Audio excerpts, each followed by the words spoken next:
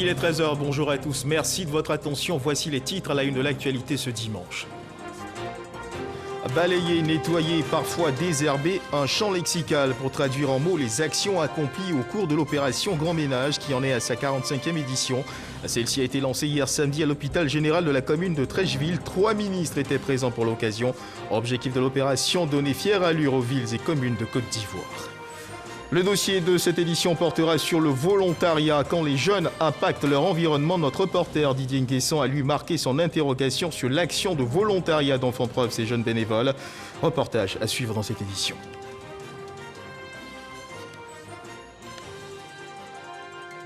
Dans l'actualité internationale, le Conseil de sécurité de l'ONU retire le Burundi de son agenda politique, une décision qui intervient peu de temps après le refus du pouvoir burundais de prolonger la présence du bureau de l'envoyé spécial onusien. La décision a été annoncée par un communiqué du Conseil de sécurité. Voilà pour l'essentiel.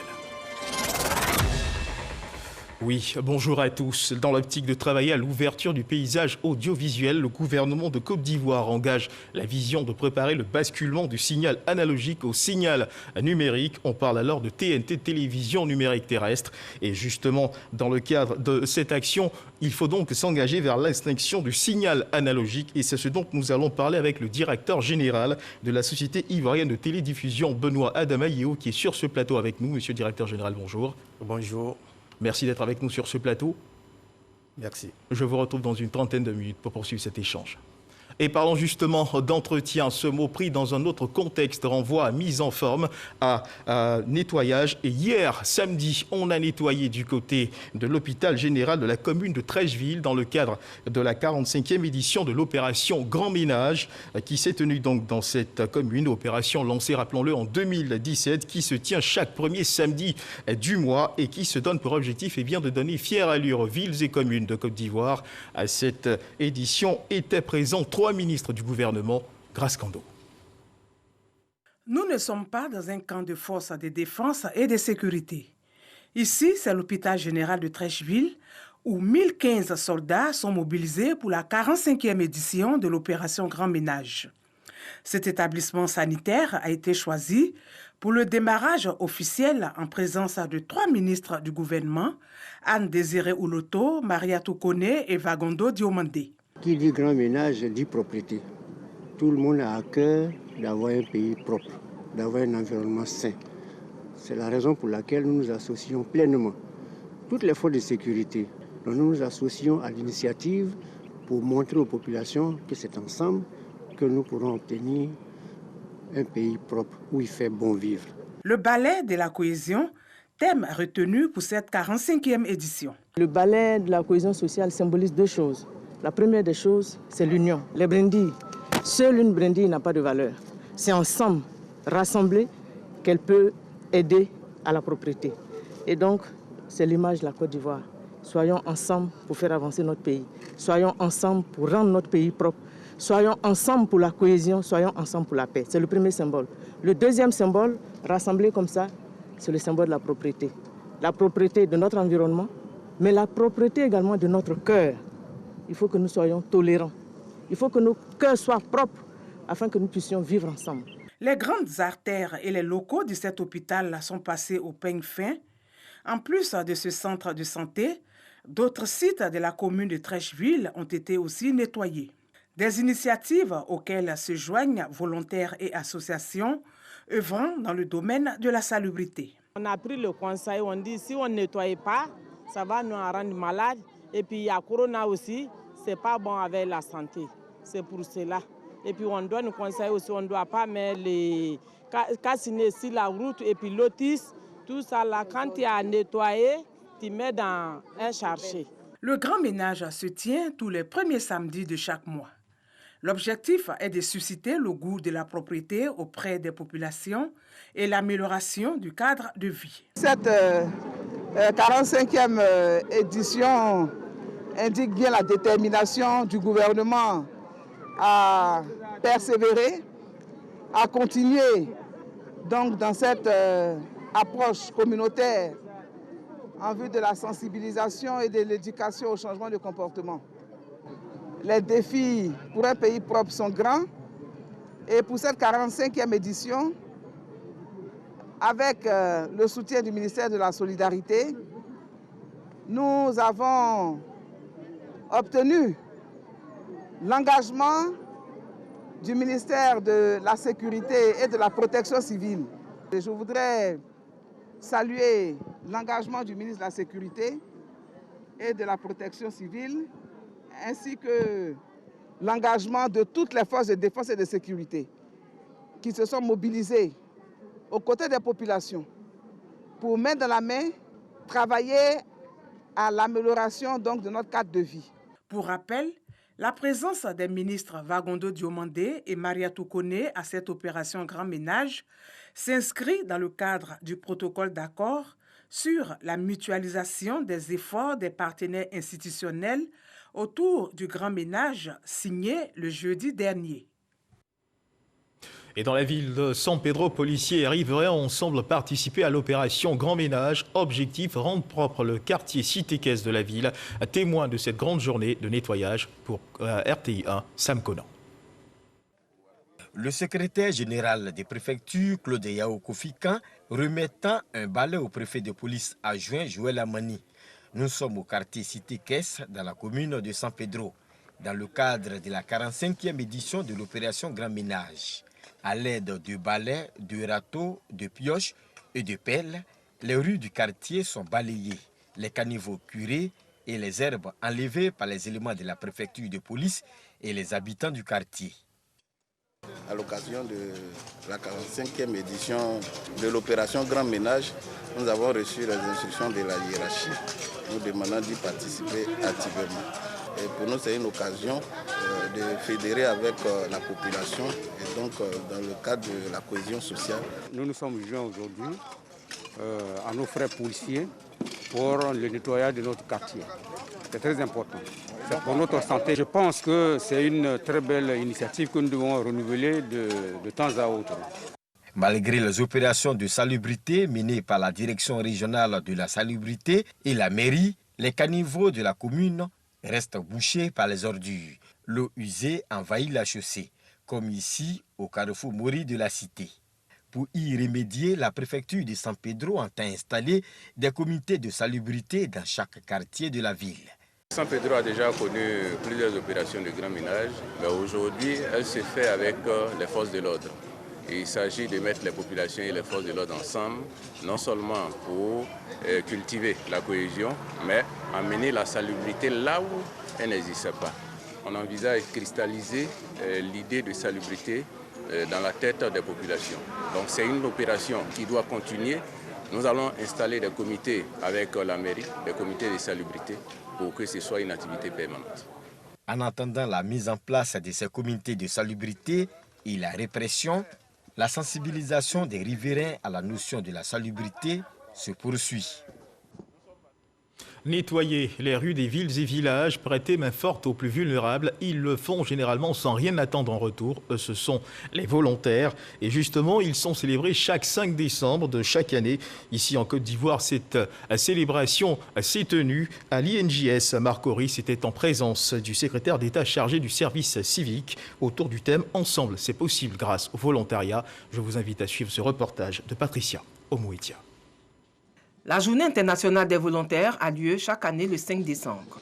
C'est l'occasion de célébrer les 5000 personnes engagées dans le bénévolat en Côte d'Ivoire. Je suis volontaire parce que je veux apporter en Côte d'Ivoire, partout dans les régions, le volontariat me permet d'aider des personnes qui sont vraiment dans le besoin, d'être au cœur des communautés, de saisir leurs besoins et d'apporter ce qu'on peut sans vraiment rien attendre en retour. Nous participons à cette journée parce que c'est une journée pour nous qui est assez symbolique.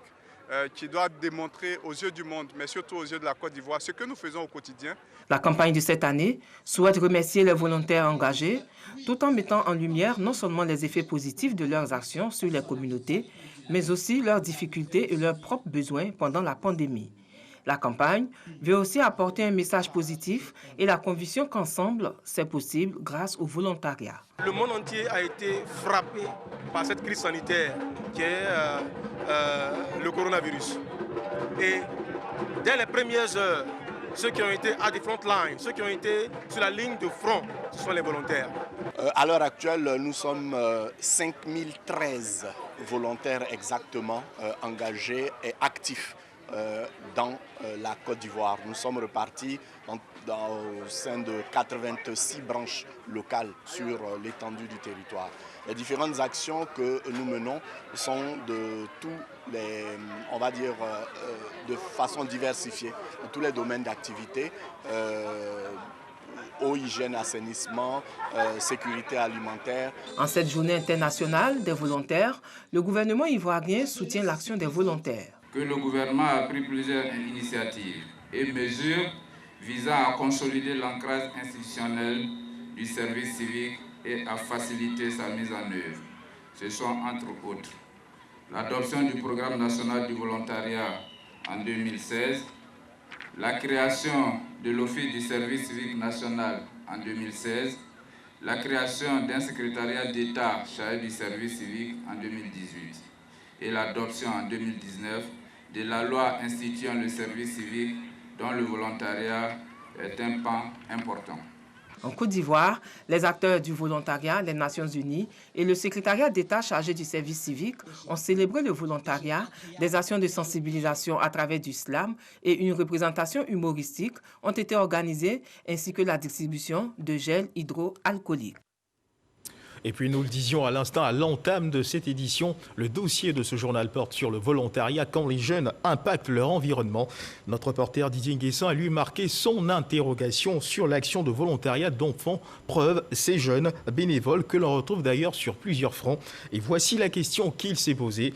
Quelle est la plus-value que chacun de ces volontaires apporte à son environnement immédiat? Je vous invite à suivre ce reportage.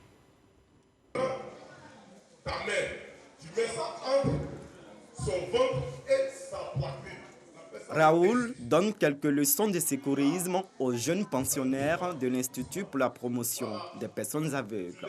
Des gestes qui peuvent sauver des vies. Ce volontaire est actif au sein de la Croix-Rouge de Yopougon. Il profite de ce rassemblement pour courtiser d'autres potentiels volontaires. Le volontariat est une activité libre et désintéressée sur le plan financier. Il s'apparente au bénévolat, qui s'exerce librement et en général au sein d'une institution sans but lucratif. Au-delà des considérations juridiques, volontariat et bénévolat expriment souvent la même réalité sur le terrain. Ils ont en commun d'insuffler le changement dans notre environnement. J'ai accepté d'être volontaire, de donner de mon temps, d'être disponible, rendre service à la communauté. Que gagne-t-on à être volontaire? Ce que moi je gagne particulièrement moi-même, c'est d'abord une fierté de pouvoir apporter secours. J'ai acquis une certaine expérience parce que moi-même personnellement, chez moi à la maison, s'il y a un cas, je saurais comment intervenir avant d'alerter. Tout être humain même doit être même d'abord volontaire. On dénombre 12 000 volontaires au sein de la Croix-Rouge Côte d'Ivoire, repartis dans 83 branches locales. D'autres organisations internationales font du bénévolat un outil de canalisation de la jeunesse. C'est le cas de l'UNICEF avec le concept You Report. Ce matin, Ruth et Gendo sensibilisent sur le respect des mesures anti-Covid au grand marché de Trècheville. Je me suis engagée dans le bénévolat d'abord pour avoir une première expérience et aussi pour pouvoir donner de moi, pour pouvoir donner de mes compétences à ma communauté en fait. Parce que ce n'est pas tout le temps qu'on doit attendre tout venant de nos autorités. Je me suis engagée dans le bénévolat principalement dans la lutte contre la Covid-19 parce que souciant de la sécurité sanitaire du pays. Donc on s'est dit, nous en tant que jeunes, on peut être des remparts. En tant que jeunes, nous ne sommes pas épargnés, c'est vrai, mais nous souhaitons apporter de l'assistance aux personnes âgées, aux personnes vulnérables. Le bénévole, ce n'est pas forcément quelqu'un qui est plus nanti ou moins nanti. C'est tout le monde qui se met ensemble. C'est une famille et ce sont des personnes qui ont pour seul but d'apporter un plus. Nettoyage des rues et des écoles, curage de caniveaux, sensibilisation au changement de comportement. Les bénévoles mettent leur temps et leur énergie au service d'une cause sociale sans rien attendre en retour. Une vocation qui trouve dans l'ensemble un écho favorable auprès des populations. Avec le volontariat, qui est une manière chacun de nous de se décider à servir son prochain, Vraiment, nous ne pouvons que remercier tous ceux qui se sont portés volontaires. On a quelque chose en retour, un gain, pas financier, mais soi-même on retient quelque chose de ce qu'on a fait. Et ça incite d'autres jeunes aussi à vouloir faire comme ceux qui ont fait du bénévolat. Le bénévolat, c'est quelque chose à encourager afin que les jeunes puissent créer un changement positif dans la société. En Côte d'Ivoire, ils sont plus de 2 400 000 jeunes Europorteurs âgés de 14 à 35 ans qui impactent positivement leur environnement à travers des actions sociales volontaires. Après environ 3 ans d'action terrain, les plus engagés sont récompensés. Lorsqu'on mène les activités, nous acquérons ce qu'on appelle des expériences. Alors ces expériences-là peuvent nous amener demain à être dans des entreprises, déjà pas le diplôme, mais la volonté de faire. C'est-à-dire que les expériences peuvent nous apporter, de l'employabilité. Il faut acquérir des compétences pour être compétitif. Et le bénévolat nous permet d'acquérir ces compétences.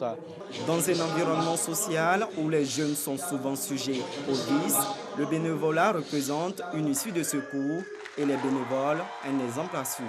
Nous avons fait un guide avec eux et comment ressembler l'évidence, comment présenter un cas, comment travailler avec les autorités. Et là, je pense que ça, c'est des capacités importantes dans toute leur vie, aussi pour les emplois, parce que c'est une manière de communiquer dans une manière professionnelle et c'est important. Ma fierté vient du fait qu'on est des jeunes engagés. Le modérateur l'a dit, pour nous c'est ça l'Ivoirien nouveau, le jeune nouveau, engagé pour une cause, pour sa communauté, pour faire avancer les choses. Des jeunes qui participent à la transformation positive de leur société. Mais on a aussi d'autres jeunes qui tous les jours se battent, transforment leur société, transforment leur communauté, transforment leur environnement, font avancer leur pays. Et ces jeunes-là, c'est vous. Les graines du changement peuvent germer grâce au bénévolat et porter les fruits de l'Ivoirien nouveau. Car dit-on, la jeunesse, c'est l'âge du possible. Voilà, le bénévolat, un sujet de Didier Nguessan. Et des bénévoles, on en retrouve partout, apportant assistance aux personnes touchées par la maladie. Et parlant justement de maladie, il faut continuer de faire attention. La Covid-19 est toujours présente en Côte d'Ivoire.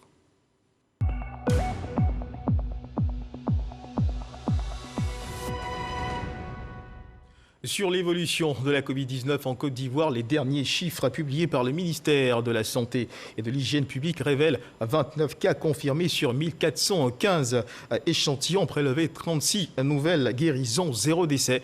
La Côte d'Ivoire compte à ce jour 219 cas actifs. Il faut donc continuer de redoubler de vigilance concernant cette maladie. Et on change de registre pour parler cette fois d'autonomisation des femmes à Niakara. Et puis les femmes du secteur maraîcher de cette commune peuvent désormais exercer en toute quiétude leur activité. Regroupées au sein de l'association Femmes Guinness, ces productrices de vivriers ont reçu du matériel agricole, matériel composé de tricycles, semences, machettes, de bottes de plus de 10 millions de francs CFA, dont du député de Niakara, Guy Besson-Guy Sévérin, qui travaille à l'autonomisation de la femme. Je vous invite à suivre ce reportage de Soro Corona. Un tricycle, des semences de cultures maraîchères, des machettes, des bottes et autres équipements agricoles. Un échantillon du don du député de Niakara aux femmes du secteur du maraîcher. Le don a été réceptionné par la responsable de l'association des femmes Guibès. Un geste pour accroître la capacité de production de ces femmes et surtout les rendre autonomes. La présidente de l'association des femmes Guibès a salué ces gestes qui viennent soulager les productrices qui étaient dans le besoin. Albertine Ouattara a donc invité les autres cadres à suivre l'exemple du député.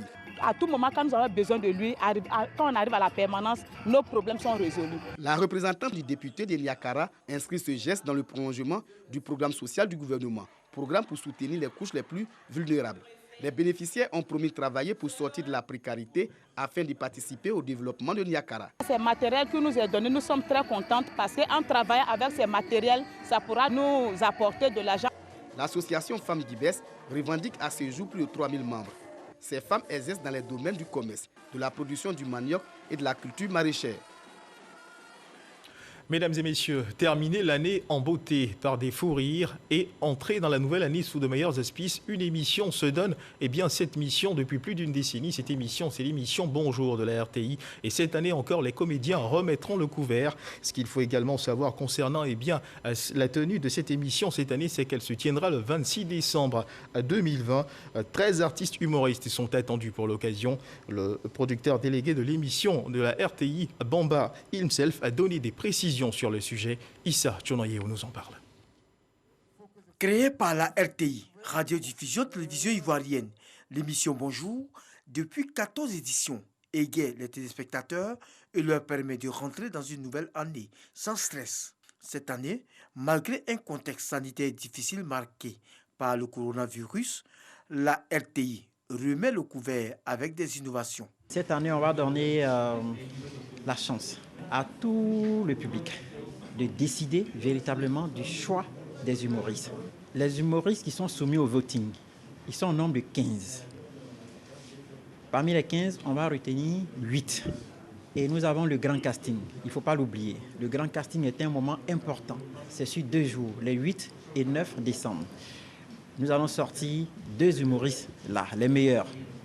Et les 4 autres qui feront la première partie. Et également, nous avons les 3 influenceurs. La RTI est une chaîne de médias publics au service de tous les Ivoiriens. C'est pourquoi le directeur général, Fosseni Dambélé, représenté à cette conférence de presse de lancement, place l'édition 2021 sous le signe du vivre ensemble, de la paix et de la cohésion sociale. C'est important que les Ivoiriens se retrouvent dans leur convivialité, dans le vivre ensemble, dans la joie, pour communier ensemble un certain nombre d'années, dans le bonheur, et pour que vraiment tout le monde se retrouve autour du riz, parce que le riz est universel. Et malgré le Covid, nous devons rire, nous devons se retrouver, fraterniser comme avant. Et je pense que Bonjour 2021 est bienvenu pour cela. L'émission Bonjour 2021, c'est pour le 26 décembre 2020 au Palais de la Culture de Treichville. 13 artistes humoristes sont attendus par 2000 spectateurs, tenant compte des mesures barrières contre le coronavirus. Le prix des tickets est fixé à 15 000 francs CFA. Le cache-nez là, c'est bon, hein? Mais il y a un inconvénient.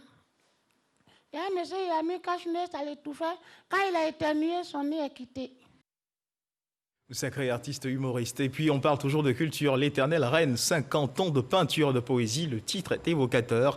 L'artiste multidimensionnel Were Liking Nyepo propose un catalogue coloré relatant son incessant voyage artistique. Plusieurs thématiques des tableaux adaptés au récit constituent l'essentiel de cette œuvre. L'artiste a procédé dans une grande surface de la place à la présentation de l'ouvrage. Franck Quadio y était.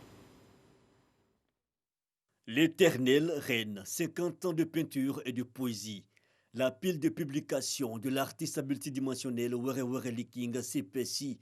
Le récit est un florilège de textes poétiques, éclectiques et de peintures inclassables, c'est-à-dire hors du temps. Were Liking, comme d'habitude, est parti à l'origine d'un désir de partager, mais surtout de s'enrichir du savoir des autres. Quand on commence à faire de l'art, c'est quand on a envie de partager avec les autres. C'est quand on a l'impression qu'il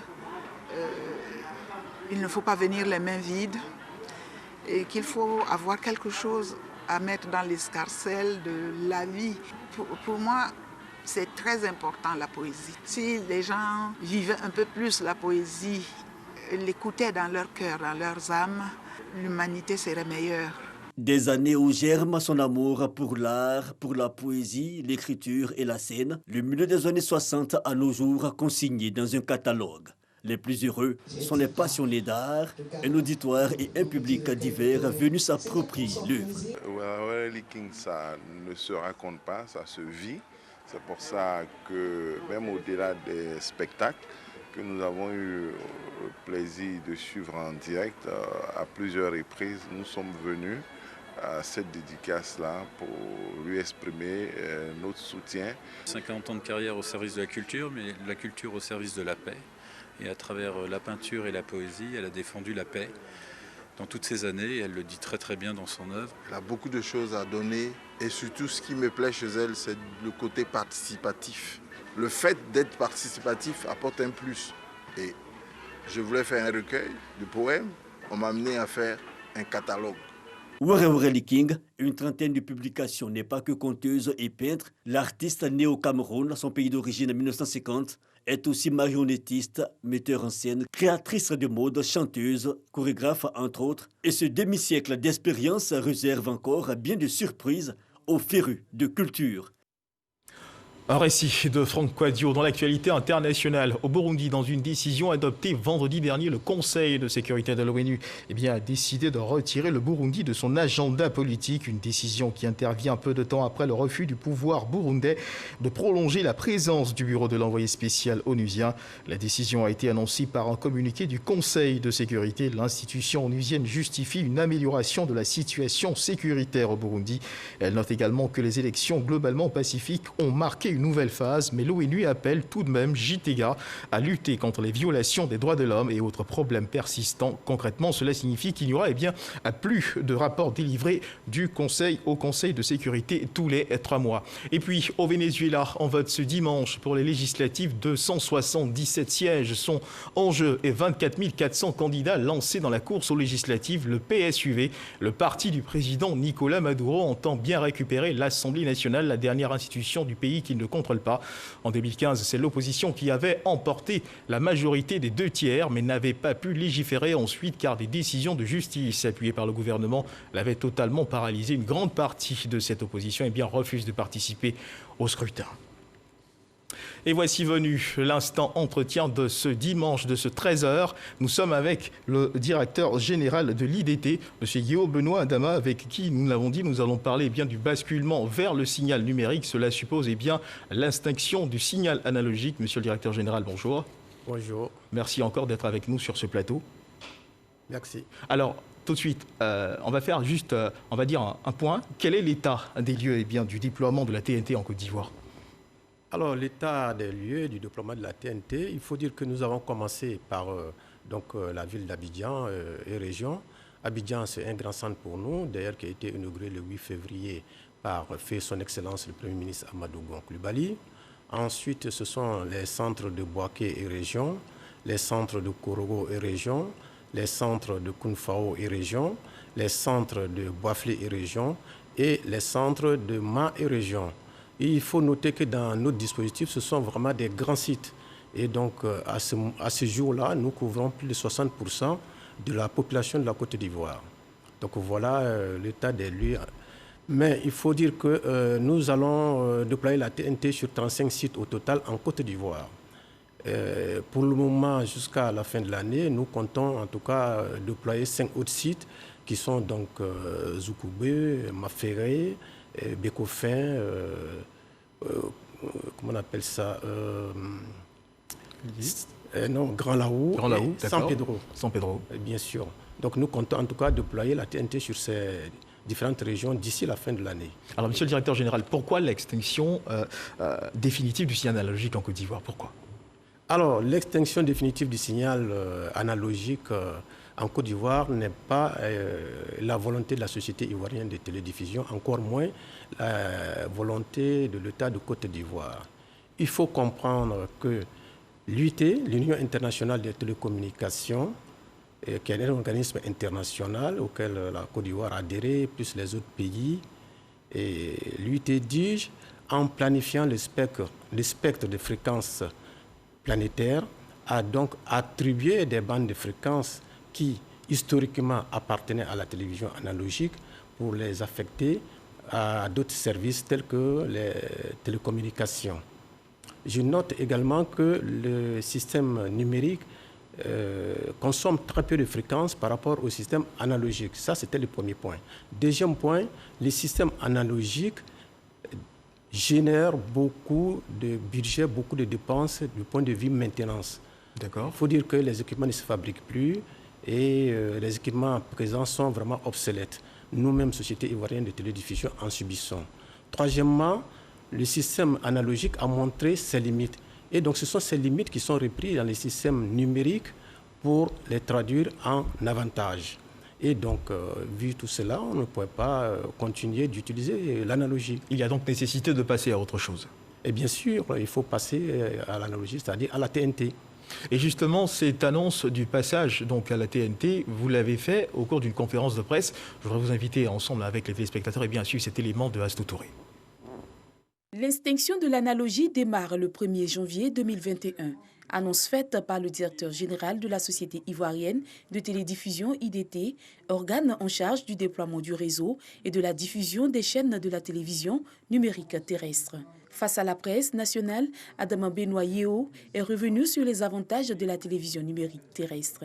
Pour recevoir la TNT dans les foyers, il faut un poste téléviseur aux normes en vigueur, plus une antenne râteau TNT ou un poste téléviseur hors normes, plus un décodeur TNT, plus une antenne râteau TNT. Depuis son lancement le 8 février 2019, une campagne de sensibilisation et d'information est organisée dans le district d'Abidjan et en région. Pour une meilleure appropriation de l'outil, le président du conseil d'administration de la Société ivoirienne de télédiffusion veut compter sur les médias. La TNT est fonctionnelle en Côte d'Ivoire avec une couverture d'environ 60%. Les travaux de déploiement se poursuivent avant la fin du mois de décembre. Les villes de Zoukougbe, Bekou-Efin, Dimokro, Maféré et Grand Laou seront fonctionnelles. Alors DG, est-ce qu'on ne peut pas garder les deux signaux analogiques et numériques ? Non, on ne peut pas garder les deux signaux. Qu'est-ce qui l'empêche? Oui, mais rappelez-vous le premier point que j'ai évoqué tout à l'heure en parlant de l'Union internationale des télécommunications. C'est un organisme auquel nous avons adhéré, donc il faut respecter les mesures. L'extinction, c'était pour juin 2020. Malheureusement, nous n'avons pas pu obtenir cette date, mais nous avons demandé une dérogation jusqu'au premier trimestre de l'année 2021. Et ce n'est pas toujours évident pour nos téléspectateurs de faire la différence entre le signal analogique et le signal numérique. Alors, quelle est la différence? Comment est-ce qu'on arrive à comprendre? Qu'est-ce qui fait la différence des deux? Alors, je vais être très simple. Dans les systèmes analogiques, vous avez une fréquence, un émetteur et une chaîne de télévision. Dans les systèmes numériques, vous avez une fréquence, un émetteur et plusieurs chaînes de télévision. Donc, voyez-vous, il y a une grande différence à ce niveau-là. Alors, quels sont les avantages de la TNT par rapport justement au signal analogique? Qu'est-ce que le téléspectateur gagne? Oui, les avantages sont vraiment énormes. Il y a par exemple la qualité de l'image et du son qui sont indéniables. Vous avez, comme je l'ai dit tout à l'heure, la possibilité de diffuser plusieurs chaînes sur une seule fréquence. Vous avez également des services à valeur ajoutée comme la VOD, les vidéos à la demande, l'enregistrement, les replays, etc., plus d'autres services. Un des avantages qui est quand même très important, c'est que une fois vous avez les kits installés, il n'y a pas d'abonnement à faire. Également, lorsque en temps orageux, donc on le voit bien sur d'autres réseaux, là il n'y a pas de perturbation. Le signal est stable, très stable. Et parlons justement du kit, pensez-vous que le coût du kit, soit à portée de toutes les bourses? Oui, je pense que le kit est quand même à portée de la bourse des Ivoiriens. Parce que déjà, l'État, pour fixer ce coût, donc nous avons fait d'abord un benchmark. Donc on a regardé un peu au Burkina, au Sénégal, au Mali et tout ça. Les kits, c'est le même prix, c'est-à-dire les décodeurs, 10 000 francs. Et donc l'antenne qui se vend donc, à partir de 4 500. D'accord. Alors, il est clair que quand on passera au signal numérique, il y aura une forte demande, une explosion au niveau de la demande au niveau des populations. Est-ce qu'on dispose de suffisamment de kits pour satisfaire tout le monde? Oui, je pense qu'il ne devrait pas avoir de problème.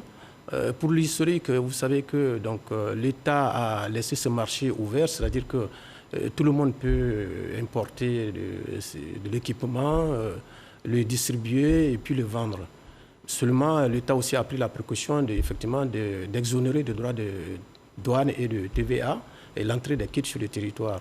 Et donc, je pense que lorsque nous annonçons déjà l'extinction du signal analogique, les Ivoiriens vont effectivement se précipiter pour aller les acquérir. Cependant, nous sommes en contact permanent avec les grossistes. Nous les encadrons. Il faut noter que IDT n'est pas vendeur de kits TNT, mais nous encadrons tous les revendeurs, tous les grossistes, etc. Nous sommes en contact permanent avec eux. Mais il y a forcément une référence en matière de kits. Est-ce que tous les kits peuvent passer à des référents? Il y a une homologation, donc tous ceux qui sont désirés effectivement de commander tous ces kits doivent s'adresser soit à nous ou bien à la AK. Il y a des références techniques qui sont données. D'accord. Alors, moi j'ai une autre question. Est-ce que vous pensez que les ménages, enfin tous les ménages ont besoin du kit complet? Est-ce qu'on peut avoir accès à ces images sans toutefois avoir nécessairement besoin d'avoir dans sa maison le kit complet? C'est possible? Bon, le kit complet, mais ce que je peux vous faire comprendre, les kits, il y a deux manières d'avoir la TNT chez soi. Soit vous avez un téléviseur, donc qui est aux normes, comme on l'appelle DVB-T2, c'est une caractéristique technique, auquel cas vous achetez uniquement que l'antenne sous forme de râteau, donc vous avez la TNT, ou bien vous avez un ancien téléviseur. À ce moment-là, vous achetez un décodeur donc, qui fait l'adaptation et puis une antenne. Voilà.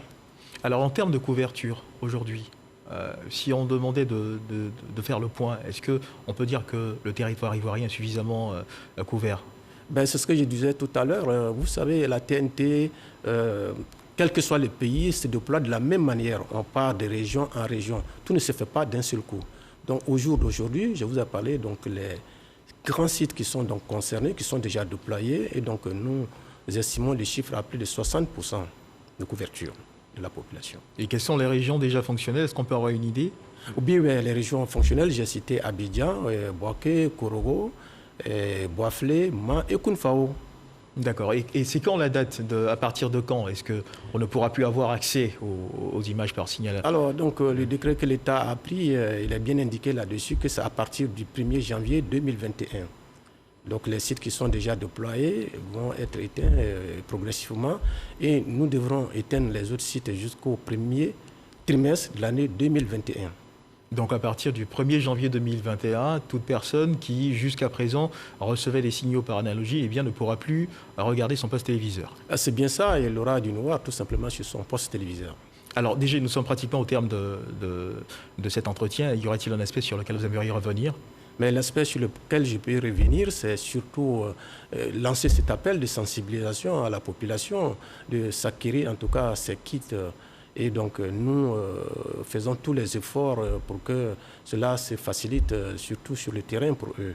Et donc nous lançons cet appel vivement de se mettre tous à la TNT. Alors, juste avant de vous laisser partir, c'est vrai que j'étais sur le point de conclure, mais il y a une question qui me revient. Ne craignez-vous pas que, que la concurrence ne vienne vous ravir les petits privilèges que vous avez, justement concernant la gestion? Non, je ne crois pas. Quand vous parlez de concurrence, je pense que d'abord nous sommes l'organisme seul en Côte d'Ivoire qui fait la diffusion des chaînes publiques et privées. D'accord. Et donc je pense que la concurrence se situe au niveau justement des éditeurs de chaînes. D'accord. À notre niveau, en tout cas pour le moment, nous sommes le seul diffuseur en Côte d'Ivoire. Alors les populations adhèrent-elles à la TNT? Oui, en tout cas, ce que nous revient, oui, les populations adhèrent et je pense qu'avec l'extinction analogique qui est lancée, oui, il va y avoir quand même un engouement. D'accord. Et comment vous mesurez cet engouement? Est-ce que vous avez fait des actions sur le terrain pour mesurer justement cette implication des populations, l'adhésion des populations à cette idée? Oui, bien sûr. Nous avons lancé d'abord... Dans un premier temps, lorsque nous avons lancé la TNT pour que les Ivoiriens comprennent, nous sommes interrogés, est-ce qu'ils ont compris? À ce moment-là, nous avons commis un cabinet d'études, d'enquête, qui a donc réalisé ces enquêtes. Ensuite, là, pour le moment, puisque nous lançons l'extinction d'analogie, nous avons toujours fait appel au même cabinet qui est très spécialisé effectivement dans les études d'enquête, donc qui va nous révéler après des chiffres pour nous dire, bon voilà, l'État... Alors sur le plan technique, moi j'ai également une autre interrogation. Est-ce qu'il existe des contraintes liées justement à l'utilisation de la TNT? Quand je parle de contraintes, je fais allusion aux contraintes climatiques par exemple. Est-ce que par saison, le signal est difficilement perceptible? Non, mais justement, ce sont les avantages justement de la TNT.